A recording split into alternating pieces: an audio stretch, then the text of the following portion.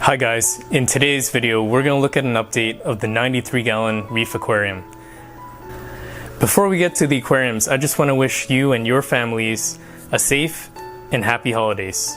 Merry Christmas. Okay, so this is my 93-gallon Reef Aquarium, and I like to take this first part of the video to go over some of the overall changes that have happened in the tank. The RW-20, that's a power head that was in the back of the tank. It died on me after 3 months, so I've removed it. I've also added 2 new power heads to the tank, the SOW-8s that I received or that I purchased on Black Friday.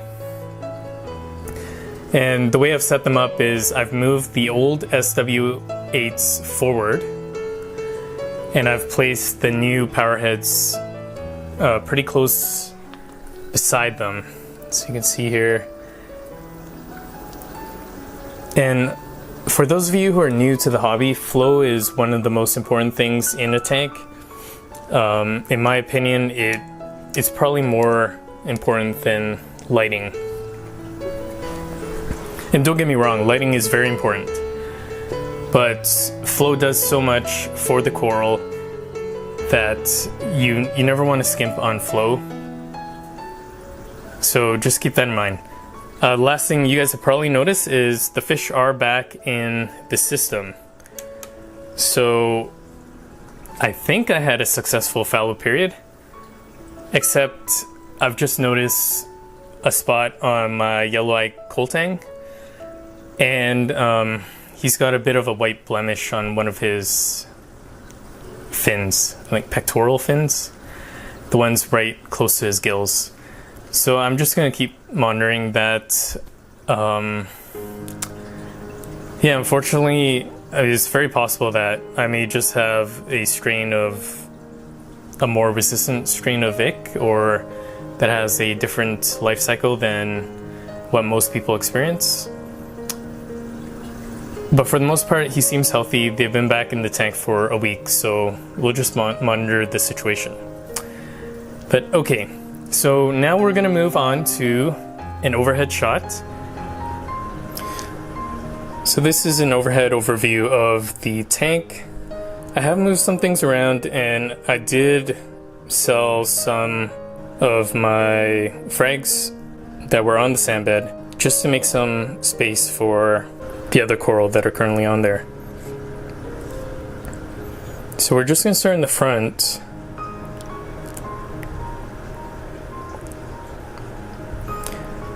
And those jack-o'-lanterns, 3 of those frags are going to be gone tomorrow. I'm actually delivering them. Here's my Favia.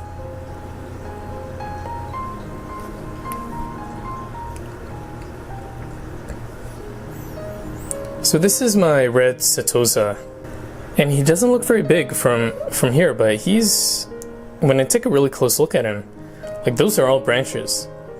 So he's growing really, I mean, I can't say really quickly, but I'm definitely seeing the growth now.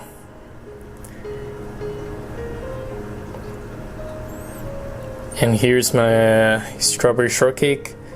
When I first got him, he was mostly brown, but you can see he's now got that green coloration that you want. And in this specific strain, the tips are not red, but I would say a reddish pink. So still really nice, and he still has a long ways to grow. But the other thing I've done is I've added more space using putty for him to encrust out over time. So it's going to be interesting to see where he's at in 1 or 2 months. This guy.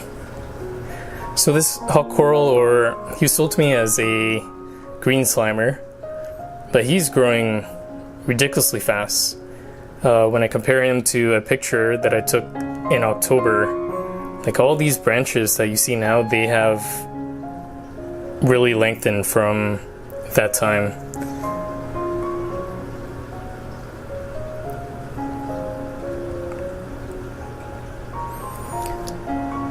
So I got these two chalices that are on the 3-inch frag disc,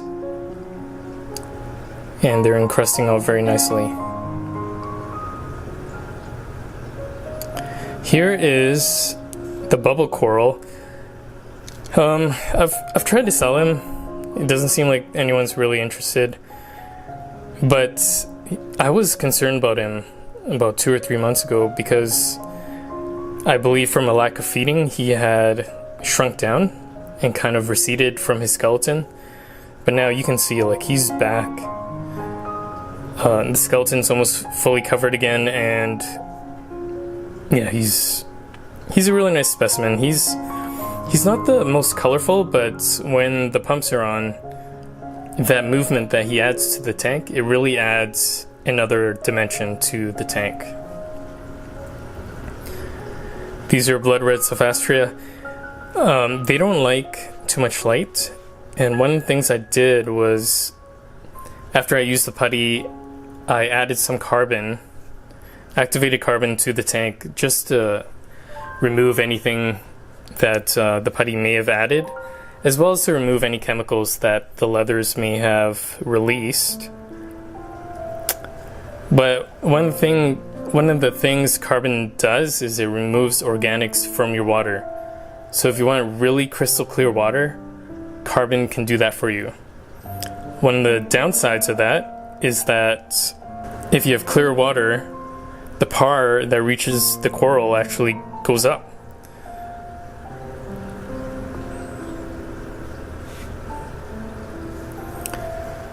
So what you could find, and what's happened to a couple of these frags, is that they've started to lose a bit of color, and I think it's because they're just getting a bit too much light.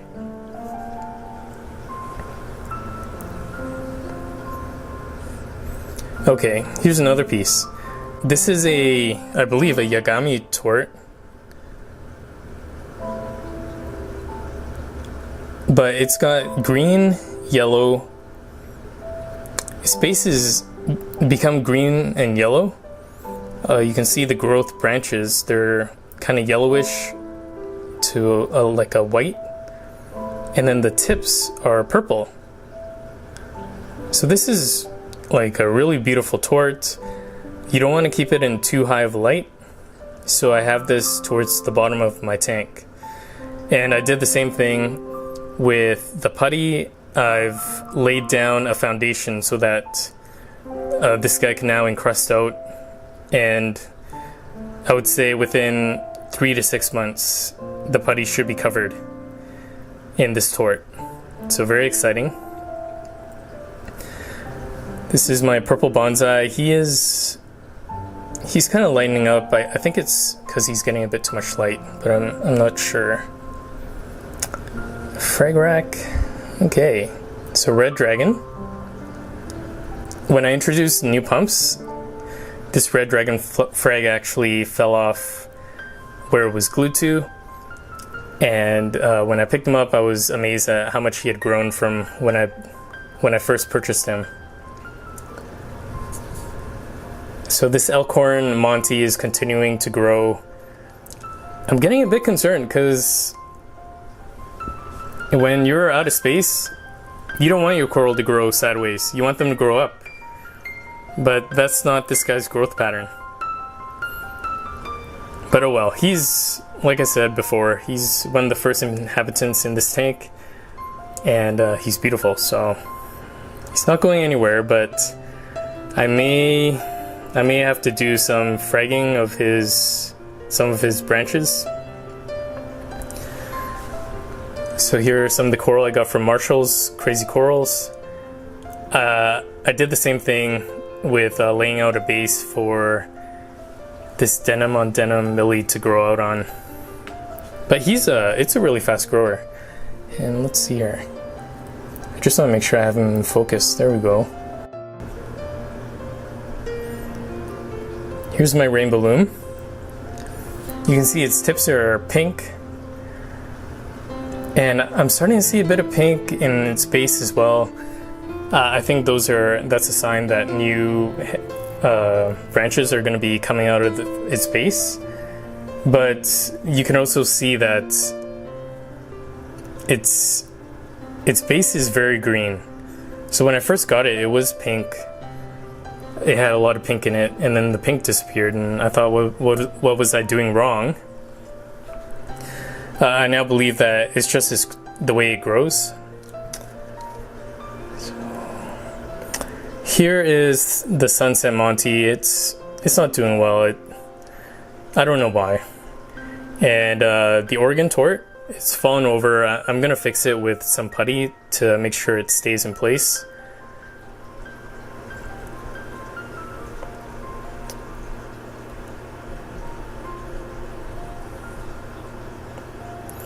That's the Forest Fire Digi.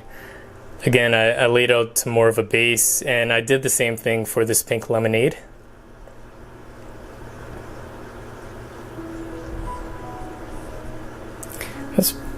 That's pretty much it, guys. I'm gonna just cover for the overview, like overhead shots. Here is my Mystic Monti.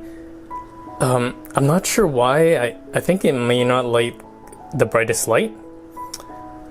So it wasn't doing well, and I stuck it in this crevice, and suddenly it exploded. But unfortunately, it's getting really close to my War Favia, or War Coral.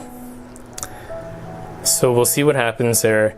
Here's a frag of Tenuis that I wasn't overly excited about from Marshall's Crazy Corals. However, I was looking at it the other day, and I realized that it's a shade of green/yellow that I haven't really seen before. So I'm kind of pumped to have this guy grow a bit faster. And then the Tyree Toadstool, and that's my Mr. Freeze Lepto right at the bottom of the tank there. They don't like the brightest light.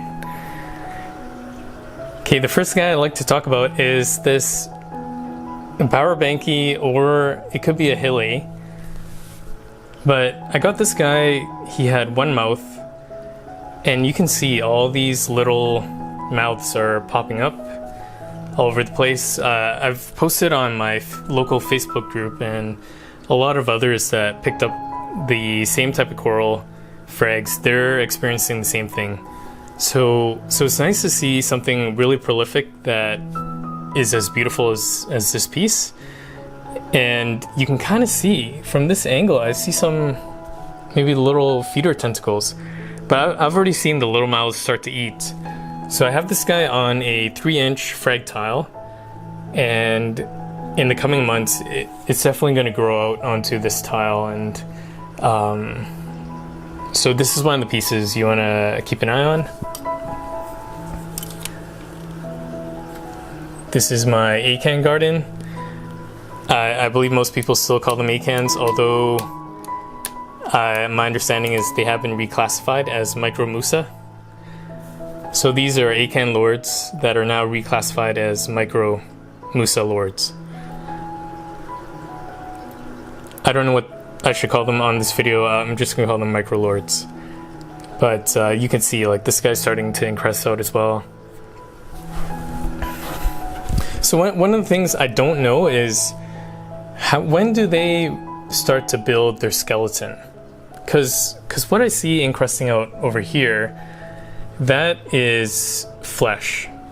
When I'm looking at the Powerbankies, when they eat, when they open their mouths, what I see is skeleton. So that's one of the things. Like, maybe Powerbankies have a different anatomy than these micro lords, and maybe these guys don't have as big of a skeleton. I'm not sure.